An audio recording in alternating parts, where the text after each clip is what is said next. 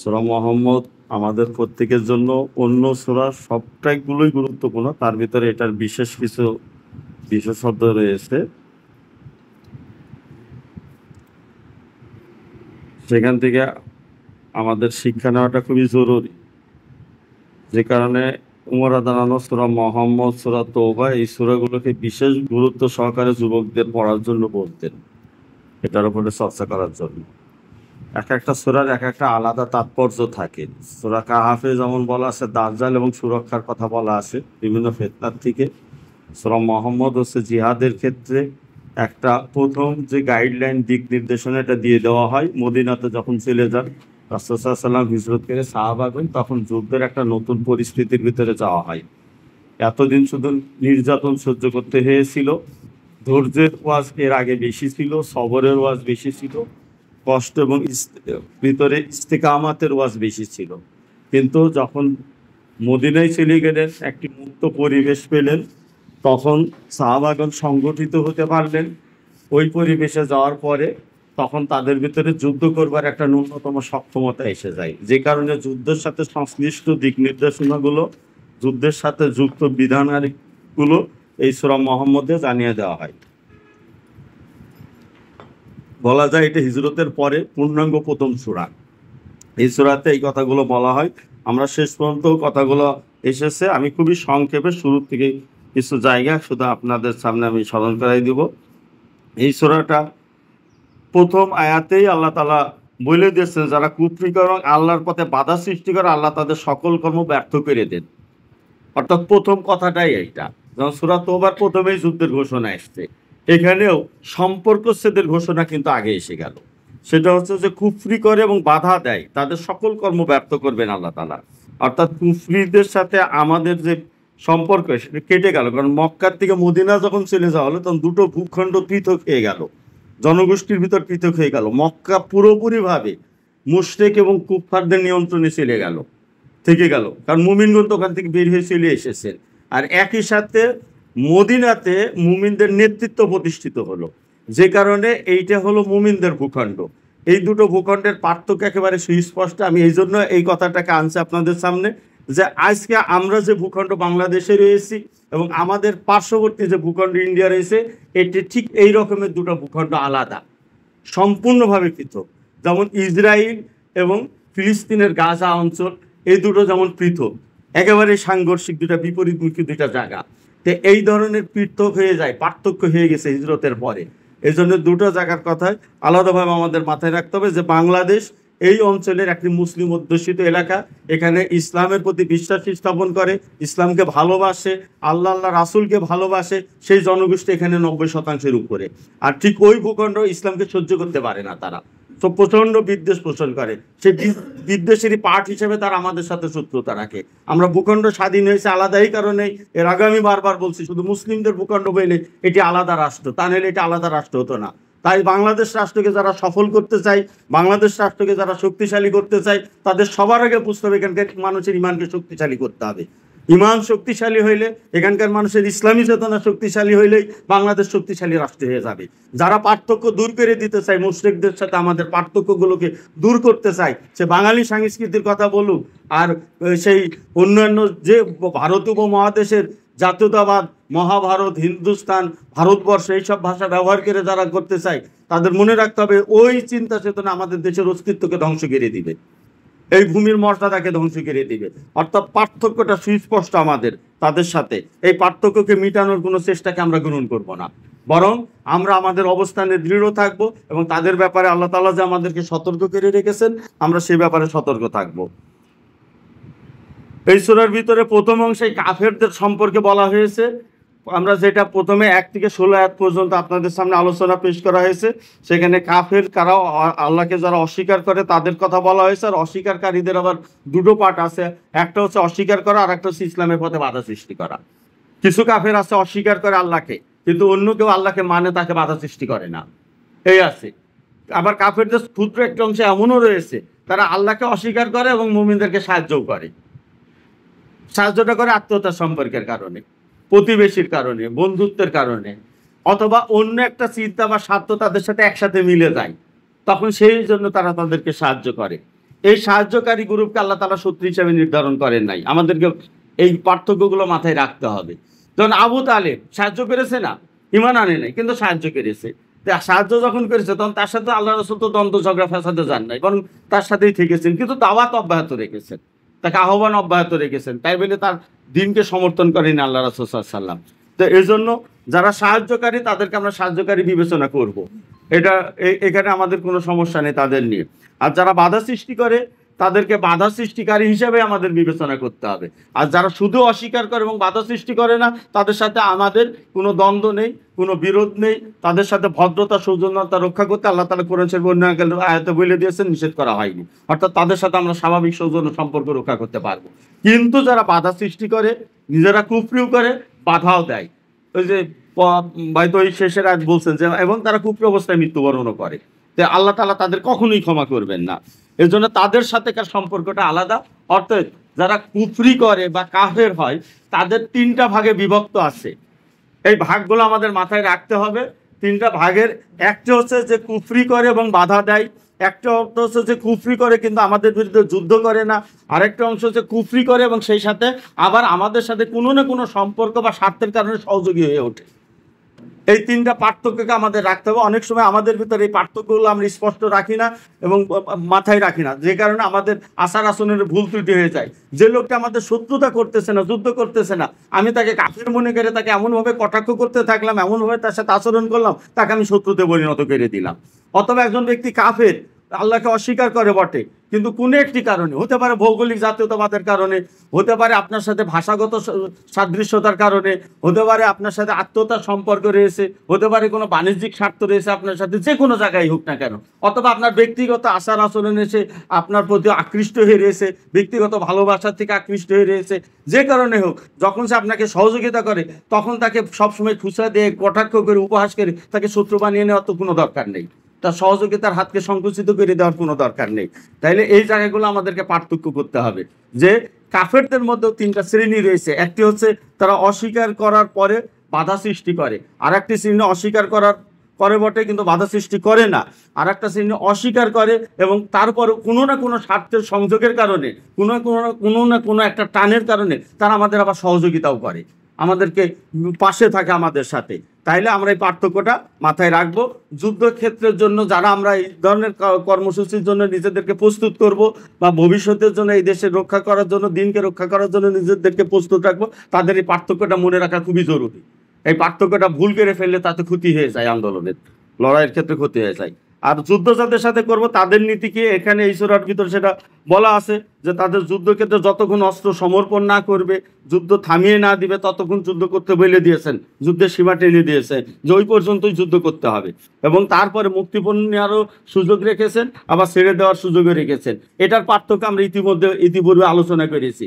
যারা বন্দী হওয়ার পরে মনে হবে যে ছেড়ে দেওয়ার পরে সে ইসলাম গ্রহণ করতে পারে, তাহলে তো তাকে আমরা ছেড়ে দেওয়াই উত্তম মনে করব। উদারতা, এই সাইকোলজিটা আমাদেরকে ধরা শিখতে হবে ওই লোকটি। আবার যদি মনে হয় যে না, ছেড়ে দিলে সে আর কখনো যুদ্ধে আর দ্বিতীয়বার ফেরত আসবে না, অথবা সেই প্রতিশ্রুতি দিছে, তাকেও আমরা ছেড়ে দিতে পারি, মুক্তিপণের বিনিময়েও ছেড়ে দিতে পারি তাকে। আর কিন্তু যাকে ছেড়ে দিলে সে আবারও যুদ্ধক্ষেত্রে আসবে, আবারও যুদ্ধ করবে, ফের আসবে, তাকে ছেড়ে দেওয়ার কোনো সুযোগ নাই। তাকে হয় বন্দি করেই রাখতে হবে, অথবা তাকে হত্যা করার সুযোগ আল্লাহ তাআলা রেখে দিয়েছেন, যে হত্যা করার অনুমতিও দেওয়া হয়েছে। আজকে আপনি ছেড়ে দিবেন, কালকে এসেছে আপনার হত্যা করবে, তাকে আপনার ছেড়ে দেওয়ার কোনো প্রয়োজন নেই। আপনাকে বুঝতে হবে তার বিষয়টা, আপনি বন্দি করেছেন, সে যদি উপলব্ধি করে যে সে ভুল পথের উপর আছে, সে হয়তো ইসলাম গ্রহণ করবে, ছেড়ে দিতে পারে, অথবা সে ছেড়ে দিলে সে আর কখনো যুদ্ধ করবে না, আপনি মুক্তিপণও নিতে পারেন, ছেড়েও দিতে পারেন।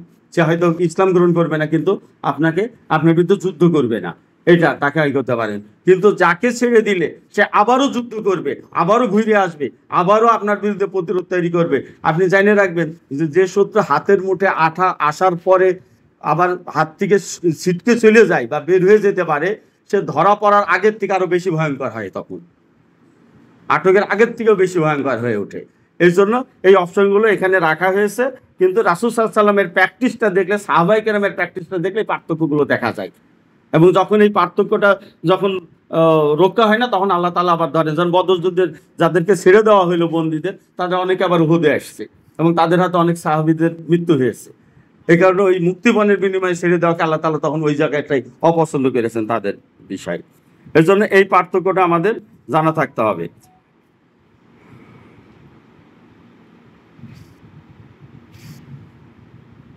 আর একটা জায়গায় আল্লাহ তাআলা বলছেন যে ইয়া আইয়ুহাল্লাযিনা আমানু তানসুরুল্লাহা ইয়ানসুরুকুম ওয়া ইউসাব্বিত আকদামাকুম।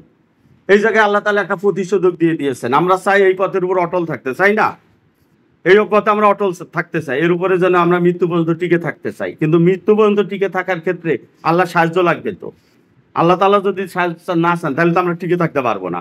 কিন্তু এই টিকে থাকাটা নির্ভর করবে কিসের উপরে? আমাদের এই হেদায়েতটা সংরক্ষণ হবে কিসের উপরে? এটা হবে এই যে আমরা সাহায্য অব্যাহত রাখবো। কাজে এটা আল্লাহ বলে দিয়েছেন, যদি তোমরা আল্লাহকে সাহায্য করো আল্লাহ তোমাদেরকে সাহায্য করবেন। সেই সাহায্যটা কি? আল্লাহ বলছেন তোমাদেরকে দৃঢ় প্রতিষ্ঠিত রাখবেন হেদায়েতের উপরে। এইটা হচ্ছে একটা বিষয়।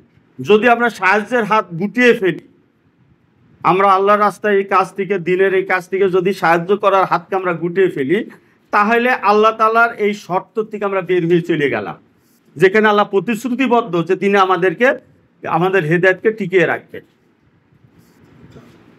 এই জায়গাটা আমাদেরকে মাথায় রাখতে হবে। এটা নির্ভর করবে আমাদের সাহায্যকে সবসময় কন্টিনিউ রাখার উপরে।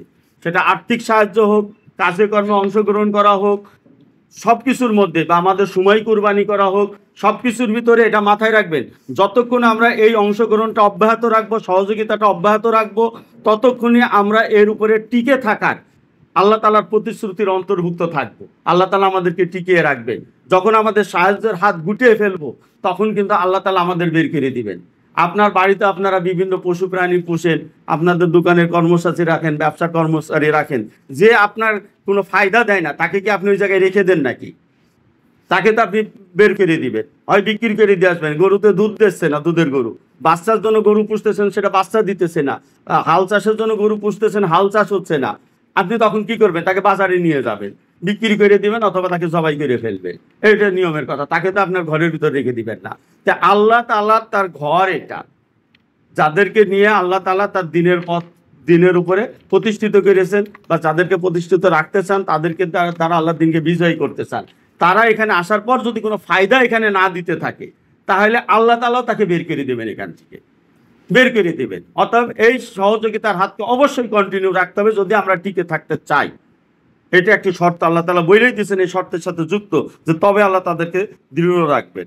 আর যারা অস্বীকারী তাদের কর্ম বিনষ্ট করবেন। এটা নিয়ে আর আলোচনার কিছু নেই, এটা সবার কাছে স্পষ্ট আছে। আর আল্লাহ পৃথিবীতে পরিভ্রমণ করে দেখতে বলেছেন পরিণতি। এই পরিভ্রমণ আমরা বর্তমান পৃথিবীর দিকে তাকাইলে আমরা অতীতের ইতিহাসের চিহ্নগুলো দেখতে পাই, পরিত্যক্ত জায়গাগুলো দেখতে পাই। ওই প্রত্নতত্ত্ববিদরা যেগুলো খুঁজে বের করে নিয়ে আসে মাটির নিচের থেকে ধ্বংসপ্রাপ্ত জায়গাগুলো, ফেরাউনের লাশ সংরক্ষিত রয়েছে। পৃথিবীর অনেক ধ্বংসপ্রাপ্ত জাতির বিভিন্ন উপাদান সংরক্ষিত রয়েছে, চিহ্ন সংরক্ষিত রয়েছে। এইগুলো থেকে আল্লাহ তাআলা শিক্ষা নিতে বলছেন, যে তাদেরকে আল্লাহ ধ্বংস করে দিয়েছিলেন এবং কেন ধ্বংস করেছিলেন। ইতিহাসের এই জায়গাগুলো থেকে আমাদের ইতিহাসের পাতা পড়ে শিক্ষা নিতে হবে তাদের।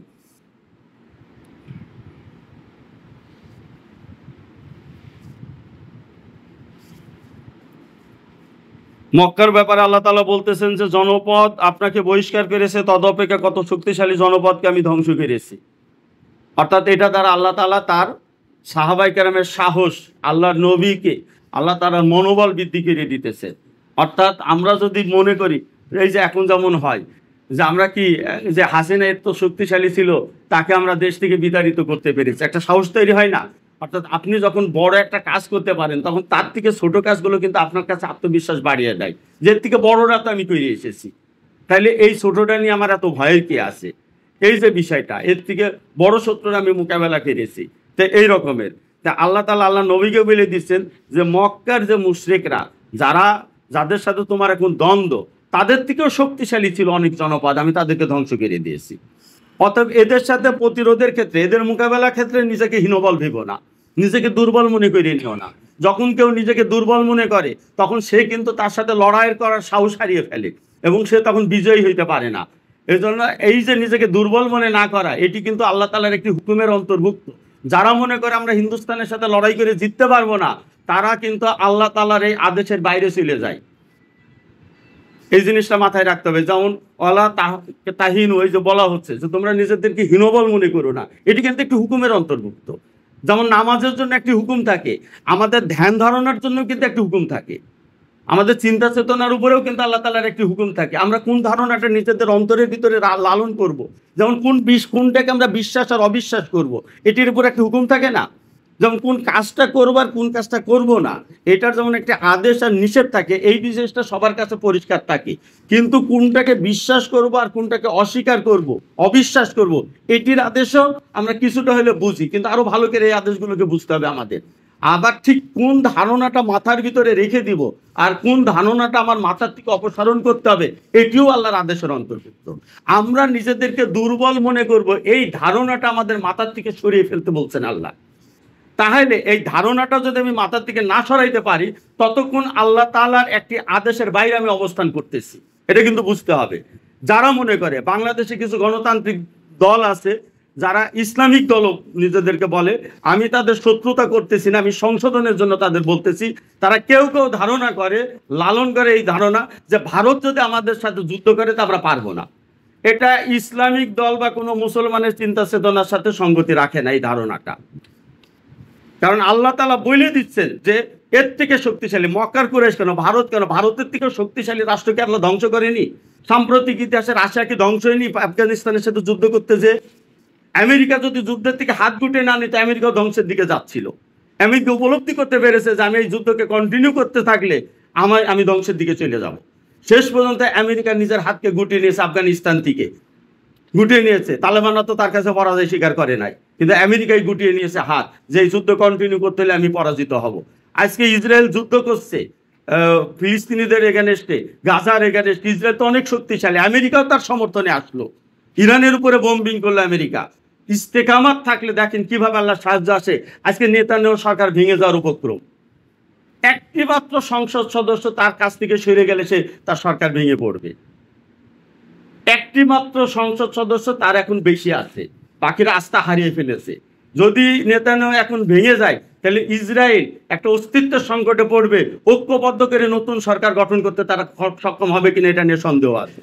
তাদের সমাজে এতটাই বিভাজন তৈরি হয়ে গেছে ইসরায়েলের ভিতরে। আর একটি সংসদ সদস্য চলে গেলে যদি একটি সরকার ভেঙে যায়, তাহলে সেই সরকার কতটা নাজুক অবস্থায় থাকে, যে কোনো সময় পড়ে যেতে পারে। কিন্তু হামাসরা তো এখনো পরাজয় স্বীকার করেনি। ইরান তো তার অবস্থানেই রয়ে গেছে। আমেরিকা সাহায্য করতে এসেছে, কিন্তু সবকিছু ব্যর্থ হয়ে গেছে। যদি তারা মনে করতো আমরা দুর্বল, আমরা যুদ্ধে পারবো না, তাহলে কিন্তু ইসরায়েল টিকে যেত। তাদের দৃঢ়তার কারণে তার অভ্যন্তরীণভাবে, যেমন রাশিয়া ভেঙে পড়েছিল, ইসরায়েল ওই অবস্থার মুখোমুখি এখন দাঁড়ায় রয়েছে।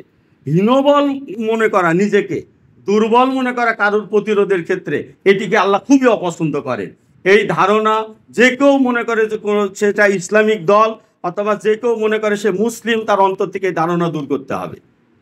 বাংলাদেশের সব রাজনৈতিক দল শেখ হাসিনার মোকাবেলায় নিজেদেরকে দুর্বল ভেবেছিল, দুর্বল ভেবে সাহসী কর্মসূচি দিতে পারে নাই। আল্লাহ তাআলা একদল তরুণ যুবককে দিয়ে সেটা করেই দিয়েছেন, যারা নিজেদেরকে দুর্বল ভাবে নাই। আল্লাহ তখন সাহায্য পাঠিয়ে দিয়েছেন, সারা জাতিকে তাদের দিকে আকৃষ্ট করে দিয়েছেন, সারা জাতিকে উদ্বুদ্ধ করে দিয়েছেন সেই কর্মসূচির দিকে। এবং সেভাবে আল্লাহ তাআলা তাকে করছেন, এখান থেকে তাকে বিতাড়িত করে দিয়েছেন সেই শক্তিকে। এজন্য নিজেদেরকে হীনবল মনে করা, দুর্বল মনে করা, এটি কিন্তু আল্লাহ তাআলার হুকুমে এটি নিষেধ করা আছে।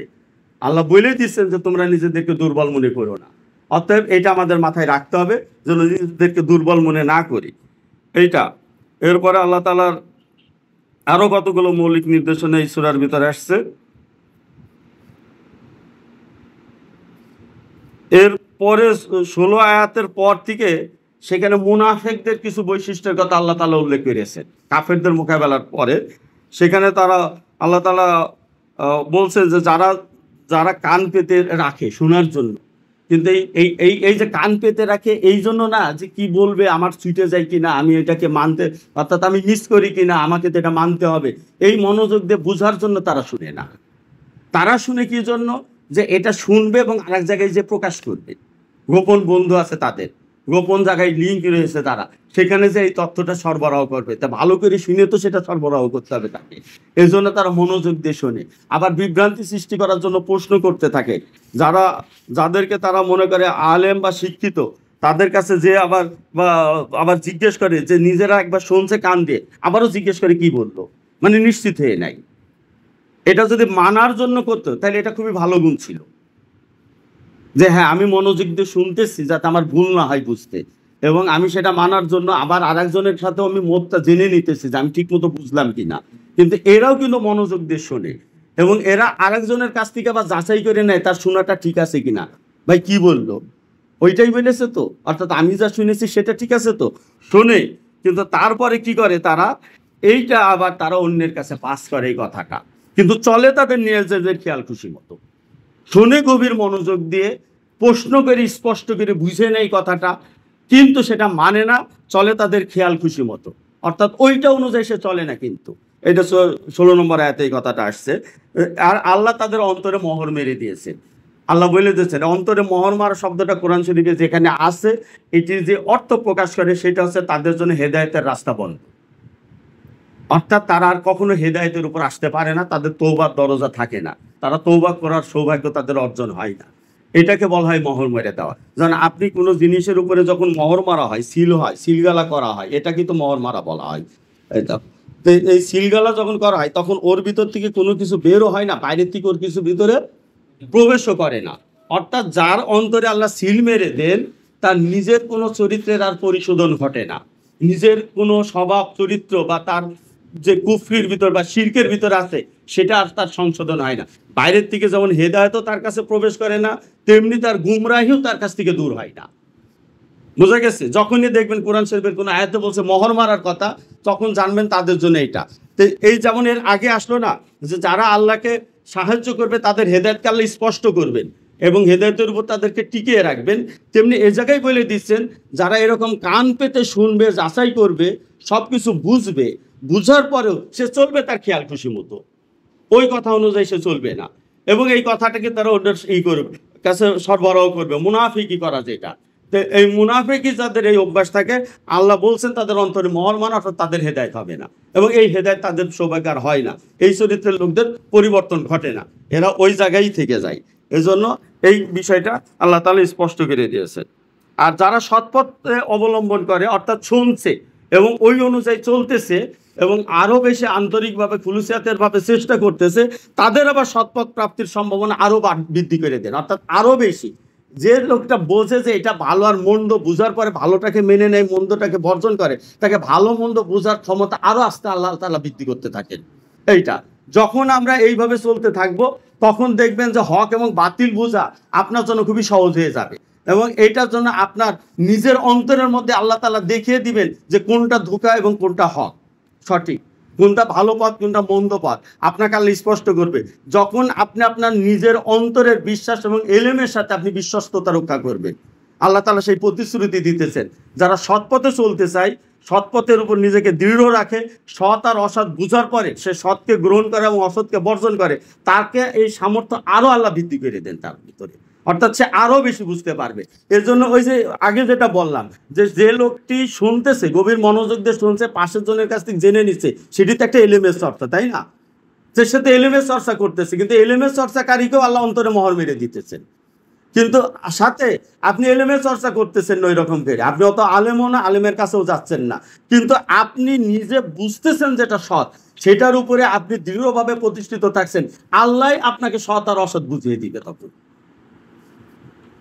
কিন্তু যে চর্চা করতেছে কিন্তু চলছে খেয়াল খুশি মোতাবেক, তার কিন্তু অন্তর মোহর মেরে দিতেছেন, ওই লোকের সংখ্যা আমাদের সমাজে বেশি। এটা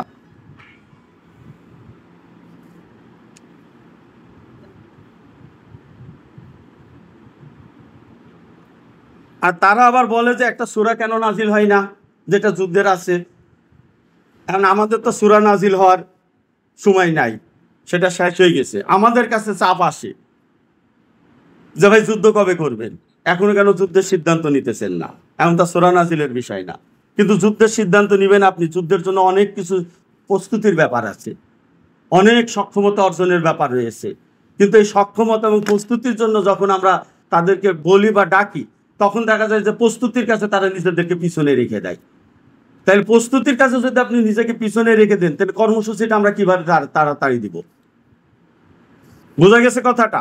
আপনি যদি নিজেকে প্রস্তুত করতে না চান, সক্ষমতা অর্জনের জন্য যখন বলা হচ্ছে যে আমরা একটি যুদ্ধের জন্য যেতে চাই, কিন্তু যুদ্ধের জন্য আমাদেরকে আরো অনেক কিছু প্রয়োজন, যেমন আমরা আরো জাতির কাছে আরো বেশি আমাদেরকে পৌঁছানো দরকার। নাহলে আমরা এই কয়েকজন লোক মিলে যদি একটা যুদ্ধের কর্মসূচি চাই, গোটা জাতি আমাদের থেকে বিচ্ছিন্ন হয়ে যাবে। আর বিচ্ছিন্ন হয়ে গেলে তারা সবাই আমাদেরকে বিভ্রান্ত হয়ে প্রতিপক্ষ দাঁড় করে এনে আমাদের বাইরের শক্তির সাথে লড়াই করবে না, ভিতরের বন্ধু ভাই ব্রাদাররাই আমাদের সহজাতি মুমিন মুসলমান আমাদেরকে দমন করবে, আমাদেরকে শেষ করে দিবে। তাহলে গোটা জাতির কাছে আমাদের পৌঁছাইতে হবে। এরপরে যুদ্ধে যেতে হলে আমাদের অর্থনৈতিক সক্ষমতা অর্জন করতে হবে। আমাদের নিজেদের প্রস্তুতির ফাংশন রয়েছে এই জায়গাটায়, অনেক কিছু আমাদের প্রয়োজন রয়েছে। এই প্রস্তুতির কাজে যদি আমরা নিজেদেরকে পিছনে রেখে দিই আর প্রতিদিন খালি প্রশ্ন করি ভাই আর সময় নাই, আর সময় নাই, কখন যুদ্ধের ঘোষণা দিবেন, এখনই একটি ঘোষণা দেন, এখনই একটি ঘোষণা দেন, তো সেটা কি সম্ভব? সেটা সম্ভব নয়। রাসূল সাল্লাল্লাহু আলাইহি ওয়াসাল্লাম এই মক্কা থেকে নিয়ে মদিনা পর্যন্ত যে যুদ্ধ পর্যন্ত তিনি মূলতই, আমরা যদি গভীরভাবে লক্ষ্য করি তার কাজগুলো, তিনি প্রতিটা কাজই মূলত প্রস্তুতি নিচ্ছিলেন। মক্কাতে মানসিকভাবে তৈরি করেছিলেন তাদেরকে, মদিনায় যাওয়ার পরে আরো বস্তুগত অ্যারেঞ্জমেন্টগুলো তিনি কমপ্লিট করতেছেন। তিনি এর জন্য যে বুদ্ধিভিত্তিক দক্ষতা দরকার, কৌশলগত দক্ষতা দরকার, সেটা গড়ে তুলতেছেন তাদের ভিতর থেকে। যে শক্তিশালী চেইন অফ কমান্ড প্রতিষ্ঠা করা দরকার, সেটা তিনি প্রতিষ্ঠা করতেছেন। এর জন্য যে নিরাপদ একটি ভূখণ্ড দরকার, সেটা তিনি পেয়ে গেলেন মদিনাতে যাওয়ার পরে। এগুলো সবই যুদ্ধের অন্তর্ভুক্ত। খন্দকের যুদ্ধে যদি সকাল থেকে সবাই সাহাবাগণ বলতো যে আমরা ওই খন্দক খনন করবো না, বিকালে যখন মুশরিকরা এসে আক্রমণ করবে তখন ডাক দিয়ে না এসে যুদ্ধ করবানি, তাহলে হতো এটা? তাহলে তো এটা হতো না। সকাল থেকে যে তাদের সারাদিন ধরে খন্দক খনন করতে হয়েছে, এটি তো বিকালের যুদ্ধেরই পার্ট। এই খন্দকটা খনন যদি না হতো, তাহলে বিকালবেলার যুদ্ধে হয়তো দেখা যেত যে অসংখ্য অনেক সাহাবীদের মৃত্যু ঘটতো। মক্কার কুরাইশরা, তারা ভিতরের হচ্ছে ওই যে বনু কুরাইশ যারা, এরা তো একনের ভিতর চুক্তিবদ্ধ হয়ে গেছে।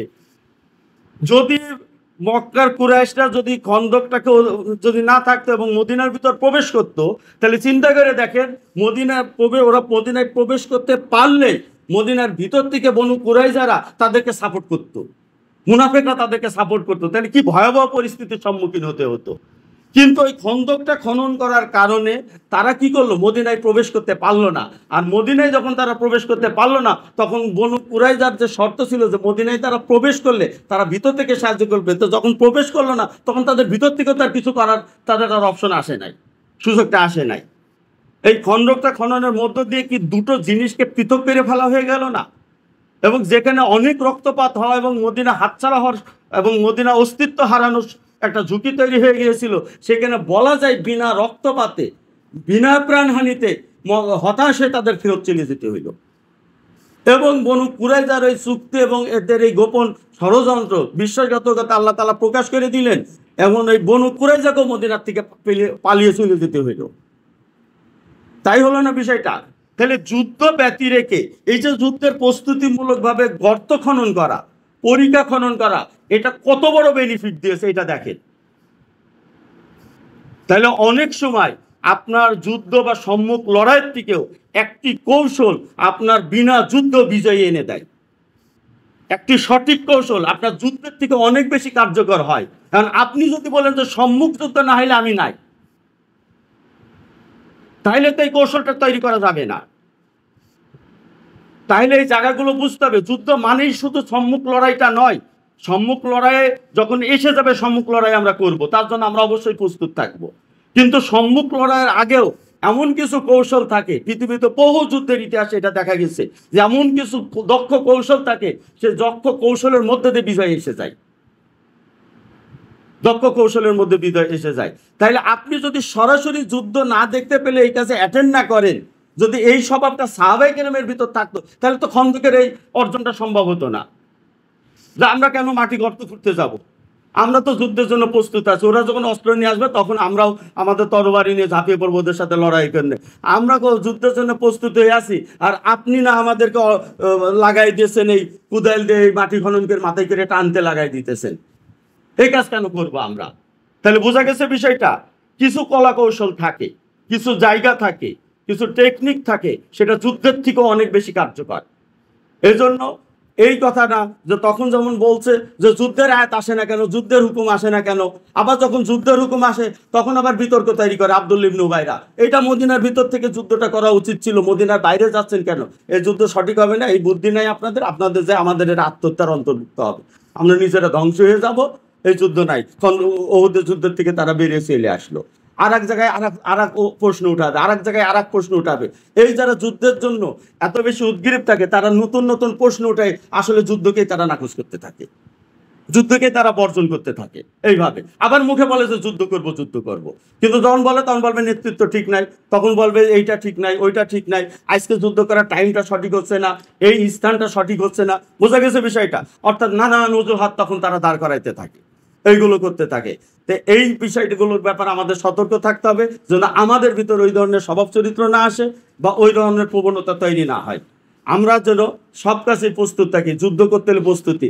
এজন্য আমি একটা পোস্ট মাঝে দিয়েছিলাম যে আমরা ধীরে গাড়ি চালিয়ে দ্রুত গন্তব্যে পৌঁছাইতে চাই। প্রস্তুতির কাজ যদি ধীর গতিতে করি, আমাদের প্রস্তুতির গতিটাই হচ্ছে গাড়ি চালানোর গতি, গন্তব্যটা হচ্ছে যুদ্ধ। যখন আমরা আমাদের শত্রুর মোকাবেলা করব, প্রস্তুতি যদি ধীর গতিতে নিই, তাহলে যুদ্ধ কিভাবে আমাদের তাড়াতাড়ি আমরা করতে পারবো।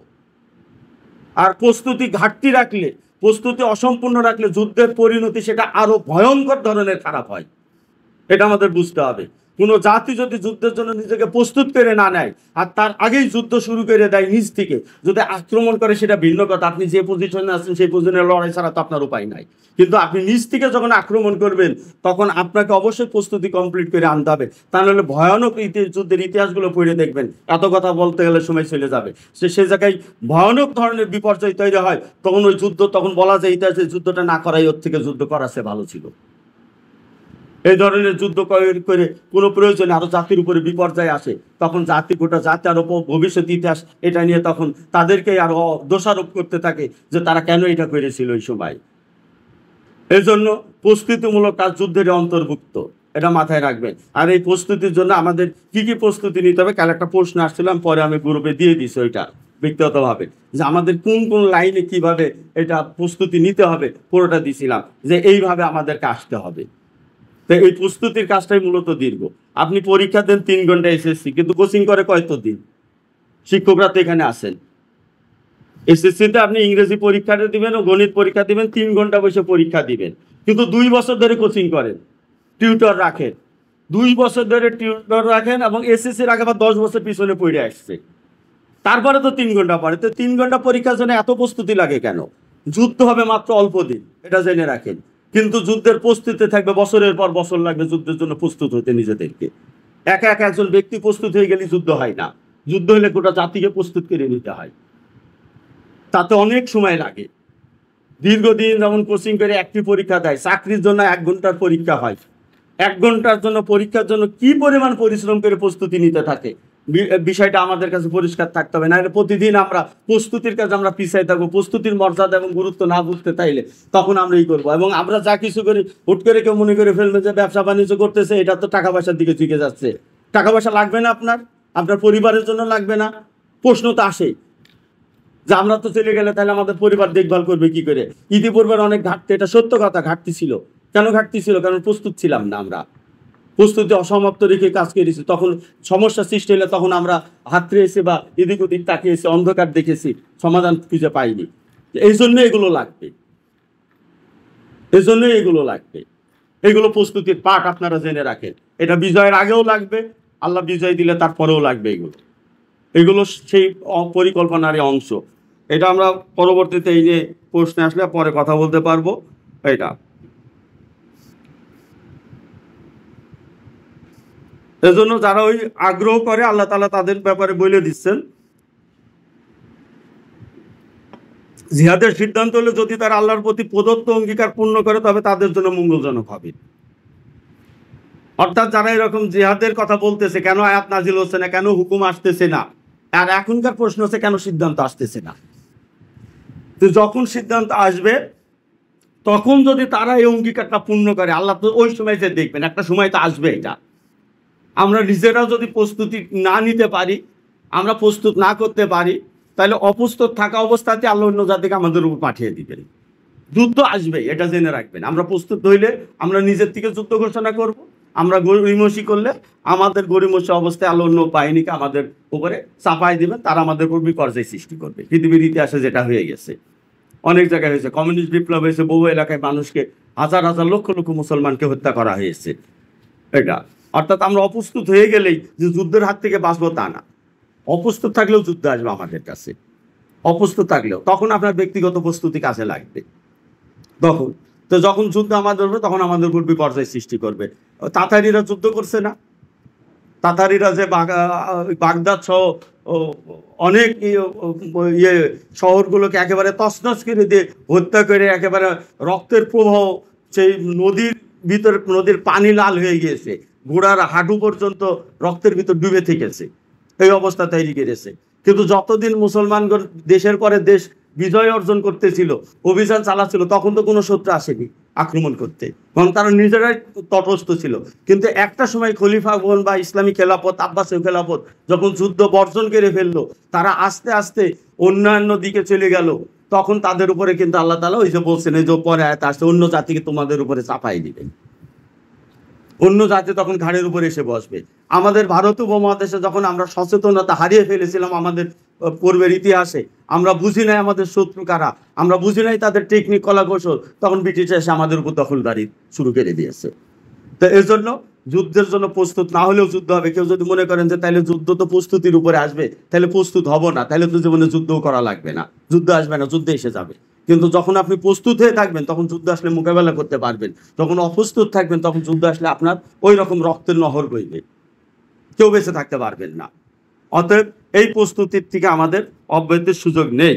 কিন্তু আল্লাহ তাআলা বলছেন, যারা যুদ্ধের সিদ্ধান্তের জন্য অপেক্ষা করছে বা যুদ্ধের আদেশ কেন আসতেছে না, তখনকার সিদ্ধান্ত তো আল্লাহই দিতেন, আর এখনকার সিদ্ধান্ত তো আমাদের পর্যালোচনা করে নিতে হয় যে কখন আল্লাহর হুকুমের ভিতর যুদ্ধটা এখন এসে গেছে বা এখন করার হুকুমটা আমাদের জন্য প্রযোজ্য। আর তখন তো আল্লাহ ডাইরেক্ট বলতেন, হ্যাঁ এখন যাও যুদ্ধ করতে। এই জন্য ওই সময় ছিল ওইটা। তো যখন এই যুদ্ধটা এসে যায় তখন হচ্ছে আমাদেরকে এটার মোকাবেলার, যে আমরা এতদিন যুদ্ধের জন্য আগ্রহ দেখেছি, তার পরীক্ষার সময়টা আসে যে আমরা সত্য করি কিনা এটাকে। এই জন্য আল্লাহ বলছেন যে তখন তারা যদি তাদের অঙ্গীকার পূর্ণ করে তাহলে সেটা মঙ্গলজনক হবে। এরপর আল্লাহ বলছেন যে যদি তারা ক্ষমতা লাভ করে, ওই যে যারা যুদ্ধ করে কিন্তু যুদ্ধ করে না, অর্থাৎ মুনাফিক শ্রেণী, নিফাক শ্রেণী যারা থাকে, তাদের হাতে যদি ক্ষমতা চলে যায়, অনেক সময় তারা ওত পেতে থাকে, যুদ্ধ করে দুই পক্ষ, ক্ষমতা নেয় আর এক পক্ষ, এমন কিন্তু পৃথিবীর ইতিহাসে বহুত আছে। যারা যুদ্ধ করে তাদের হাতে ক্ষমতা যায় না, যারা লড়াই করে, বিপ্লব করে, যারা রক্ত দেয় তারা পায় না। বিশেষ করে বাংলাদেশে তো বারবার এটা ঘটে, এক পক্ষ লড়াই করে, জীবন দেয়, রক্ত দেয়, আর একজন এসে ক্ষমতায় বসে যায় মাঝখানে। তাদেরকে আপনি যুদ্ধের মাঠে দেখেন নাই, তাদেরকে লড়াইয়ের মাঠে দেখেননি, রাজপথে দেখেননি, আন্দোলনে দেখেননি, তারা এসে তখন ক্ষমতার অংশীদার হয়ে পড়ে। তো এইরকম একটি পক্ষ থাকে, কারণ যখন এক পক্ষ আর এক পক্ষের সাথে যুদ্ধ করে, যারা বিজয় হয় তারাও কিন্তু দুর্বল হয়, তারাও দুর্বল হয়। এখন আর এক পক্ষ পাশের থেকে ওত পেতে থাকে, তখন আবার তারা এদের উপর দিয়ে ওই জায়গায় ক্ষমতায় চলে যায়। এই যারা যখন ক্ষমতায় চলে যায় তখন তারা কি করে, পৃথিবীতে অনর্থ সৃষ্টি করে, তারা যে কিন্তু ফিতনা ফ্যাসাদ বাড়ায়। এই যে বাংলাদেশে কিছু ফিতনা ফ্যাসাদ এখন হচ্ছে, এরকম কিছু অংশেই ক্ষমতার সাথে ঢুকে রয়েছে, তারা এরকম পাওয়ারের ভিতর রয়ে গেছে, অনর্থ সৃষ্টি করে, আত্মতার বন্ধন ছিন্ন করে। অর্থাৎ মানুষের সাথে মানুষের, তাদের সাথে অন্যদের যে একটি বন্ধন থাকে, একটি দায়িত্ব থাকে, একটি সম্পর্ক, শাসক আর শাসকের একটি সম্পর্ক থাকে না, তাদের তো একটা অধিকার থাকে, বিভিন্ন পক্ষের অধিকার থাকে, নিজের আত্মীয় স্বজন থাকে, সবার থাকে। এটা শুধু ব্যক্তির সাথে যুক্ত নয়, এটা সমস্ত সম্পর্ক এবং তার দায়বদ্ধতাকে সে অস্বীকার করে, তখন তার দায়িত্ব কর্তব্যকে সে অস্বীকার করে, সে নিজের পেট ভরতে থাকে, টাকা দুর্নীতি করতে থাকে, নিজের ক্ষমতা বাড়াইতে থাকে। কিন্তু সেই ক্ষমতার কারণে যে তার একটি দায়িত্ব তৈরি হয়ে যায়, এই দায়িত্বটাকে সে অস্বীকার করে, তখন এই সম্পর্কগুলোকে অস্বীকার করে, তখন এই দায় নিতে চাই না সে কারণ। এরকম পরিস্থিতি অর্থাৎ সতর্ক করা হয় যাতে এই ধরনের পক্ষ যেন এই ক্ষমতায় না আসতে পারে। আল্লাহ তাআলা যখন বলে, আপনার সামনে যখন একটা ছুরি চাকু কোথাও পড়ে থাকে, একটা বাচ্চা ছেলে যখন ধরে, তখন আপনি দূর থেকে বলেন, এই ওইটা হাতে পাইলে তো নিজেরে মারবে নাই, তোরে মারবে। তার মানে কি, সতর্ক করে দিয়েছেন ওইটা যেন ওর হাতে না। আল্লাহ তাআলা বলে দিচ্ছেন, যুদ্ধ করো কিন্তু যুদ্ধের শেষের ফলাফলটা নিজেদের হাতে রাখতে হবে। যুদ্ধ শেষ করবো, আর এক পক্ষে সে ক্ষমতা নিয়ে নিবে, সেই ক্ষমতা নিলে কিন্তু ফাসনা ফেসাদ সে বাড়াবে এবং এই সম্পর্কগুলোকে অস্বীকার করবে, দায়িত্বগুলোকে অস্বীকার করবে তারা। অতএব যুদ্ধের শেষে বিজয় নিজের হাতে নিতে হবে। কোরআন শরীফের এই নির্দেশনাগুলোর থেকে এই অর্থগুলো যদি আমরা ধরতে না পারি, তাহলে আমরা গাইডলাইন পাবো না। এগুলোই হেদায়েত, এগুলোই গাইডলাইন আমাদের বিজয়ের পথে। এই গাইডলাইনটা মাথায় রেখে দিতে হয়। আমরা সচরাচর এই গাইডলাইনের এই বক্তব্যগুলোকে কেমন যেন আড়ালে রেখে দেওয়া হয়, যে কোনো আমরা শুধু তেলাওয়াত করে যাচ্ছি, কিন্তু এখান থেকে আমরা নির্দেশনাটা খুঁজে পাচ্ছি না, আমি কিভাবে পথ চলবো। সমস্ত গাইডলাইন এখানে দেওয়া আছে, এবং মদিনায় যাওয়ার পরপরই আল্লাহ তাআলা এটা জানাই দিচ্ছেন এই গাইডলাইন দিয়ে। এটা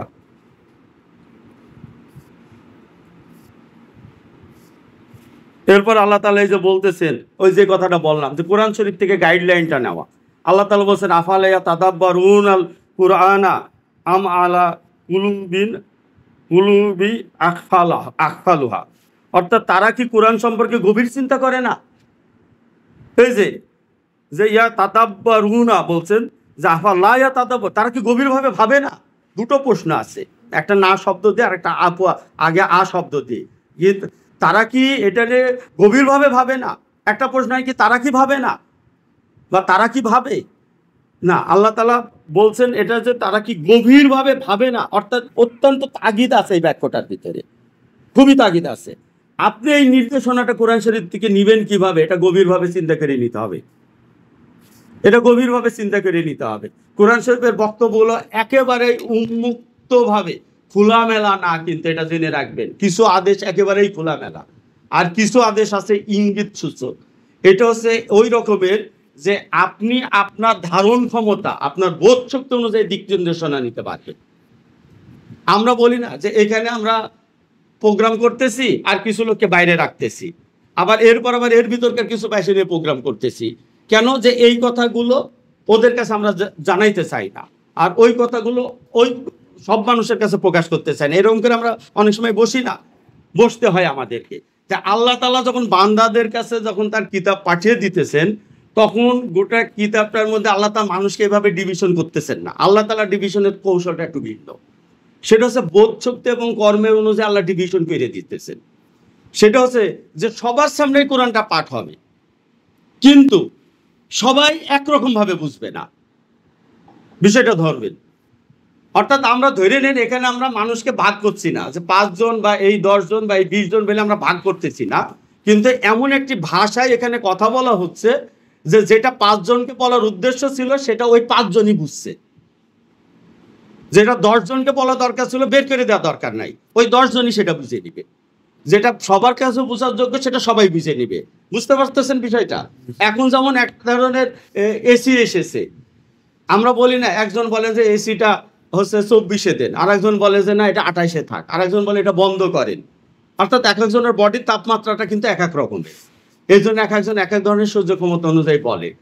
তো এখন এক ধরনের এসি আসছে যেটা যার যার বডির সাথে যে তাপমাত্রা দরকার সেটা সেই রকমই করবে।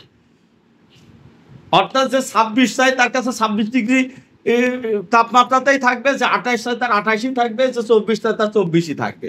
অর্থাৎ নির্দিষ্ট একটা ভেরিয়েশনের ভিতরে ও যার যার বডির সাথে অ্যাডজাস্ট করবে। তো এটা হচ্ছে বোধ শক্তির সাথে অ্যাডজাস্ট করা, এটা বোধ শক্তির সাথে অ্যাডজাস্ট করা। তো কোরআন শরীফের কিছু হুকুম আছে আমরা গোটা উম্মত এখন আর বুঝি না, শুধু আল্লাহ রাসূলই বুঝতেন। এরকম কিছু আয়াত আছে যেটা আমরা কেউই বুঝি না। কারণ আলিফ লাম মিমের অর্থ কি, হা মিমের অর্থ কি আমরা কিন্তু কেউই বুঝি না। যার যার ধারণার থেকে অনেক সময় ব্যাখ্যা আমরা করি, কিন্তু আল্লাহ রাসূল এটা বুঝতেন, তিনি এটা বুঝতেন। কারণ কারোরই বোধগম্য নয় অনর্থক শব্দ তো আল্লাহ অনর্থক বাক্য অনর্থকভাবে কোনো কিছু অন্তর্ভুক্ত করবেন না। এটা পার হয়ে গেছে, এটা উম্মতের কারোর দরকার নাই। কিন্তু তারপরের যে বক্তব্যগুলো এসেছে এটা আমাদের সবার সাথে নয়। এটা দেখা যাচ্ছে যে যেখানে যিনি একজন দায়িত্ব পালন করতেছেন বা তিনি অনেক বড় কাজ আল্লাহ যাকে নেবেন তাকে সেই অনুযায়ী বুদ্ধি ওইটার দিয়ে দিবেন, জ্ঞানটা দিয়ে দিবেন, ওই নির্দেশনাটা তার মাথায় এসে যাবে যে এই জায়গা থেকে এটা বোঝানো হয়ে গেছে। আর আরেকজন সে হয়তো এটা বুঝতে পারবে না। আর মুহকাম আয়াত যেটা স্পষ্ট নির্দেশনা সেটা ভিন্ন জিনিস, এটা সবাই বুঝবে আর এটা সবার জন্যই কার্যকর। তো এজন্য আল্লাহ তাআলা বলছেন গভীরভাবে কি ভাবে না কোরআনটা নিয়ে তারা? কারণ গভীরভাবে ভাবলে আপনার কাছে এর অর্থগুলো পরিষ্কার হয়ে যাবে যে এটা দিয়ে কি বোঝানো হয়েছে। যেমন নাসরুল্লাহ সূরা নাসরের অর্থটা আব্দুল্লাহ ইবনে ওমর বলে দিলেন, উনি বুঝে ফেলেছেন। আব্দুল্লাহ ইবনে আব্বাস বলছেন উনি বুঝে ফেলেছেন এটার অর্থটা কি, উনি বুঝে ফেলেছেন, কিন্তু আরো অনেকেই বুঝতে পারে নাই। আবু বকর রাদিয়াল্লাহু আনহু একটি আয়াতের অর্থ বুঝতে পেরেছেন, উমর রাদিয়াল্লাহু আনহু বুঝতে পারেননি। দেখা যাচ্ছে আবু বকর রাদিয়াল্লাহু আনহু বুঝে ফেলেছেন, তিনি বলে দিতেছেন যে এটা রহস্য হচ্ছে এটা। সকল সাহাবী যে সমানভাবে বুঝতেন তা কিন্তু নয়। আমরা দেখেছি আবু বকর রাদিয়াল্লাহু এবং উমর রাদিয়াল্লাহু বুঝের মধ্যে পার্থক্য তৈরি হয়ে গেছে, পরে বোঝা গেছে হ্যাঁ এটা সঠিক, আবু বকর রাদিয়াল্লাহু অর্থটা সঠিক নিতে পেরেছে এটা।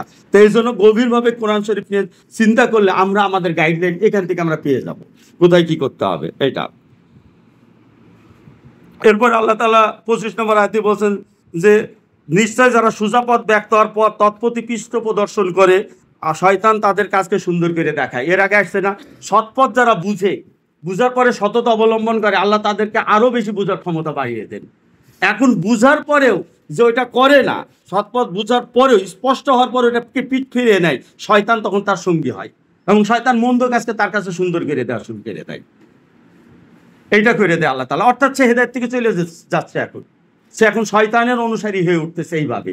এজন্য যখনই কোনো জিনিস আমাদের কাছে স্পষ্ট হবে, আমরা বুঝতে সক্ষম হব যে এটি হক আর এটা বাতিল, এটা সঠিক এটা বেঠিক, আমাদের কোনো কৃপণতা বা দুর্বলতা প্রদর্শন করা উচিত নয় যে সত্যকে অনুসরণ করতে গেলে আমরা আর দুর্বলতা দেখাবো। যদি আমরা এটা দেখাই হেদায়েত থেকে বিচ্যুত হবে। একটা জায়গায় আসছে মোহর মেরে দেওয়ার কথা, আবার এখানে আসছে শয়তান তার সাথে সঙ্গী করে দেওয়া হবে। অর্থাৎ আমরা যদি বুঝার পরেও আমরা ওই জায়গাতে পৃষ্ঠ প্রদর্শন করি, ওখান থেকে মুখ ঘুরিয়ে নিই, বিরত থাকি, এটা আমাদের হেদায়েত থেকে বিচ্যুত করবে। যদিও আমরা ওই শোভন করে দেওয়ার কারণে মনে করবো আমি হেদায়েতের উপরই আছি, শোভন তো ওইটাই যে ভুল করার পরও মনে হবে ঠিক করতেছি, এইরকম আমরা মনে করবো, সেটা আত্মপ্রবঞ্চনা, নিজেকে নিজে ধোঁকা দেওয়া হবে তখন। অর্থাৎ এটা স্পষ্ট হওয়ার পর আমাদের ভিতরে কোনো ধরনের দুর্বলতা, সংকীর্ণতা বা কৃপণতা আমাদের থাকা উচিত নয়। আর শয়তান তাদেরকে মিথ্যা আশা দেয়, মিথ্যা কথা বলে।